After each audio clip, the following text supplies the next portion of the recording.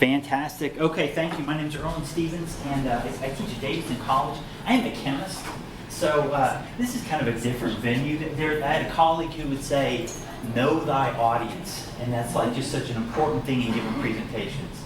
And I don't really know this audience, so we'll just go with it and see what happens. I'm at Davidson College. I teach a MOOC, and I've been teaching a MOOC, a massive open online course for the past 5 years, and it's on the topic of medicinal chemistry. It first launched in March of 2014. It's on edX, and Davidson X is kind of the online presence at Davidson. It's not Davidson College, it's Davidson X. And I'm not going to belabor you with a bunch of chemistry, but I think it is important for you to understand what we're trying to accomplish in this course. And medicinal chemistry is about understanding how changes in chemical structure affect biological function. And it's not just understanding that relationship, but then using that relationship to design molecules that have better properties. So that's really the intent of what we're doing in this course. So this course, as I said, first ran in March 2014.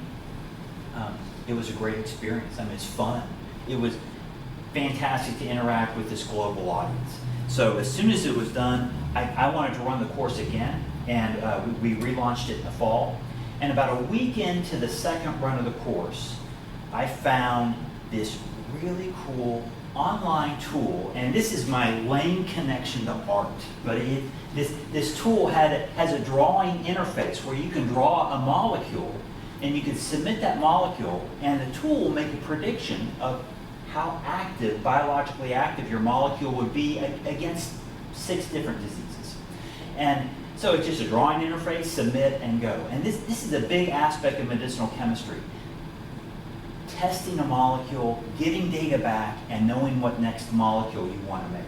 Now, you don't do this virtually, you do this with beakers and test tubes and cultural plates and that kind of thing.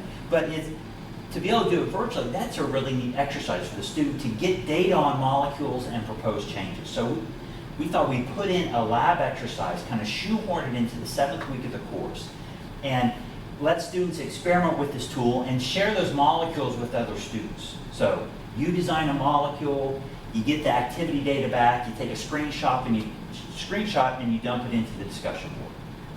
And it was just such a cool tool. We had to do something with it. And so we tried that. And this is a screenshot of, this is actually the tool itself. This is a known anti-cancer drug. And so you dump this into the tool mole inspiration, and it correctly identifies that this molecule should have pretty good activity as a kinase inhibitor, which is a new class of oral cancer drugs. So that's what it looks like. And so we thought students can use this and they'll share their ideas, which is something you don't typically see in online courses.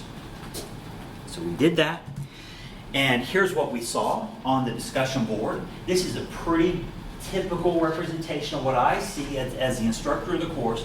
A lot of activity at the beginning, and then activity on the discussion board tapers off.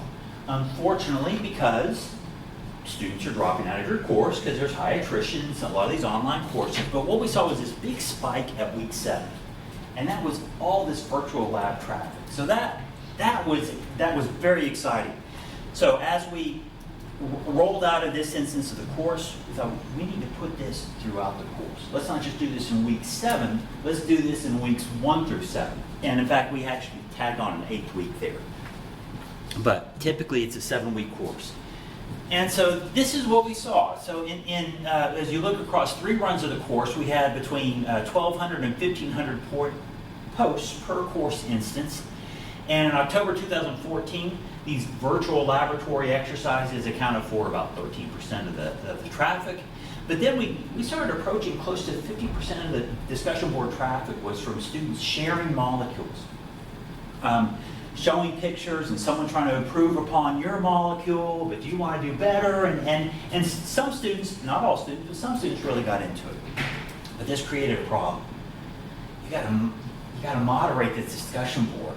And this was, despite my attempts to write clear, probably too lengthy instructions, students just didn't, threw stuff on the discussion board. They didn't care if they followed a thread or anything like that. So you sort of had to collate stuff at the end of every day and put things in an order so the next group of students could look at it and make sense of it. And that was a real headache. And it took quite a bit of work. So we had this form overload. edX, unfortunately, doesn't really have a portfolio tool to allow students to share things in this manner.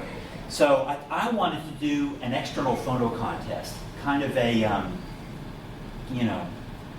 rate my fill in the blank, hopefully something safe for work, but something where students could see images and rate them. And so what we decided to do was, and this is ultimately with help from our IT staff, was to do a WordPress site on domains of one's own, and we can run it under that software. Now that takes them out of the edX site, but hopefully we get a more manageable setup. So we created a new website, makechemmooc.com. We had WordPress on it, and we used a plugin called WordPress Photo Vote.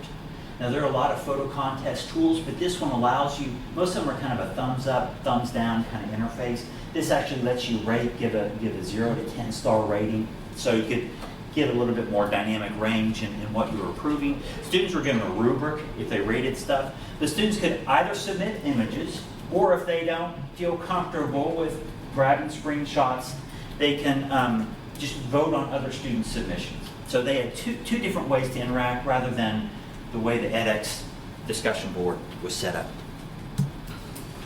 So this is just a screenshot of what the end game of the contest. You'd have a whole screen of entries, but then the plugin actually ranks people and gives out our virtual trophies, and students really, if someone got above them, they would start to work to make a better molecule, get a higher ranking, and the votes would come in. So the students seem to engage it, but the question is, did they really? What does the data say? So this is data from 2 different instances of the course. Spring of 2017, which was run on the edX discussion board, and then mid-year 2018, which was all run on our WordPress site. Now I can pretty easily tell exactly what happened in edX because I have their edX data and they're all within the platform. So I know 199 students, different students, participated in the virtual lab exercises. They generated just under 500 different posts, and almost all those posts were to post images. Some were questions, I can't figure this out or something. But in the next run, in 2018, now all the posting activity goes to the WordPress site. So the data is delivered differently. It's not linked directly to the edX data. So I can't say with as high a confidence the numbers, but approximately 232 students submitted images, and that's based on the number of different emails that were gathered by the plugin. And the plugin does collect all this data and spits it out as a CSV file. 443 students voted based on different IP addresses. 443 is probably a little bit of a high of an estimate, but 400 is probably that number at least. And so what we get with similar enrollments in the course, we actually got more molecules proposed in the course where we ran it through a third-party site. We got all this voting activity, which we have no way to measure or gauge or even have students perform in the edX platform. So it seemed like a huge success. The moderation was so much easier. You could, I do have to moderate these images, but it can all be done in batches. There's email notifications sent out to the students. It's just a really cool tool. So I had a real problem. This moderation, I love the engagement of this activity because MOOCs aren't known for having engaging activities, but it really was a headache to do this on scale. And the domains of one's own abilities really gave a viable solution. So I want to thank a few people, the Davidson X course team, to help put this together. Daniel Lenz, who was presenting in the art show, he was the one who worked with me to make sure everything was set up and the domain was working properly so I could go ahead and use it. And then we do have some funding with Novartis. Without them, we wouldn't be able to repeat the course the way we do, and so that is much appreciated. And I'd be happy to answer any questions you have, or we can wash hands and be ready for lunch. But I appreciate your all's attention. Great. Yes, Sunday. Did you get any feedback from students on the activities? Like during the normal course, did you get any survey feedback from students just qualitatively? I did not survey them. I did not solicit feedback. Yeah. Nobody knows the difference. No one knows it's changed, so they don't have really anything to contrast against. No one complained about having to go to an external site. I think people felt like it worked okay, but people didn't compliment me. Oh, this is a great design. Nobody said that. So people just participated. Now, if I was slow to moderate, they would notice and say, hey, you said you'd moderate every 24 hours, and I submitted a molecule 2 days ago, and you still haven't approved it. I did get some of those, which is fine. I went doing my duty that I said I would. So I don't know exactly what the student experience is. Except for the actual engagement. Except for the actual engagement.